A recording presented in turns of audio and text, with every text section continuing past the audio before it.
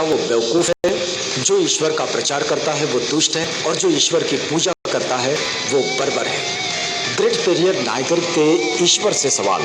पहला सवाल, क्या तुम कायर हो जो हमेशा छिपे रहते हो, कभी किसी के सामने नहीं आते? दूसरा सवाल, क्या तुम खुशामद हो जो लोगों से दिन रात पूजा अर्चना करवाते हो?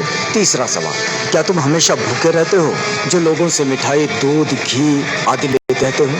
चौथा सवाल, क्या तुम मांसाहारी हो जो लोगों से निर्बल पशुओं के बलि मांगते हो? पांचवा सवाल, क्या तुम सोने के व्यापारी हो जो मंदिरों में लाखों टन सोना दबाए बैठे हो? छठा सवाल, क्या तुम व्यभिचारी हो जो मंदिरों में देवदासियां रखते हो? सातवां सवाल, क्या तुम कमजोर हो जो हर रोज होने वाले बलात्कारों को नहीं रोक पाते?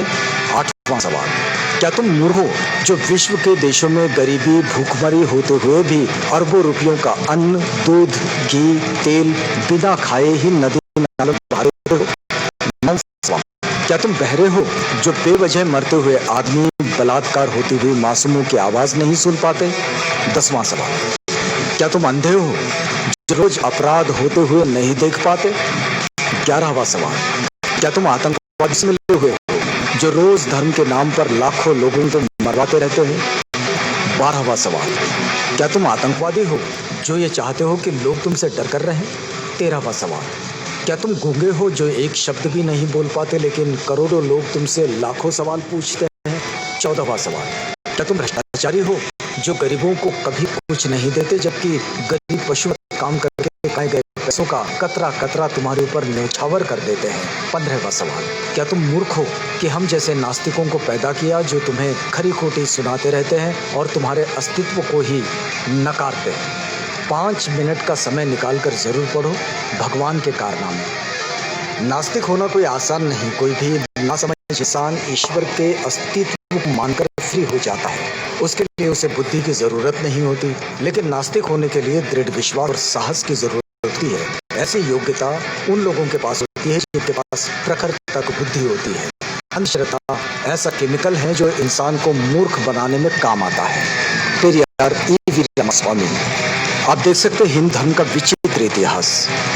पेरियार लिखते हैं, मंदोदरी मेंढकी से पैदा हुई थी, श्रृंगी ऋषि हिरनी से पैदा हुए थे, सीता मटकी से पैदा हुई थी, गणेश अपनी माँ के मैल से पैदा हुए थे, हनुमान पिता पवन कान से पैदा हुए थे, हनुमान का पुत्र मकरध्वज था जो मछली के मुख से पैदा हुआ था, मनु सूर्य के पुत्र थे, उनको छींक आने पर एक लड़का नाक से पैदा हुआ था, राजा दशरथ की 3 रानियों के 4 पुत्र जो फलों की खीर खाने से पैदा हुए थे, कर्ण का पिता था। भला सूर्य संतान कैसे पैदा कर सकता है?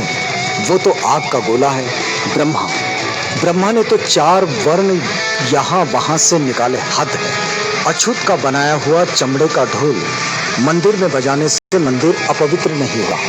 अछूत मंदिर में चला जाए तो मंदिर अपवित्र हो जाता है। उन्हें इस बात से कोई मतलब नहीं कि ढोल किस जानवर की चमड़ी से बना है। उनके लिए मरे हुए जानवर की चमड़ी पवित्र है पर जिंदा अछूत अपवित्र।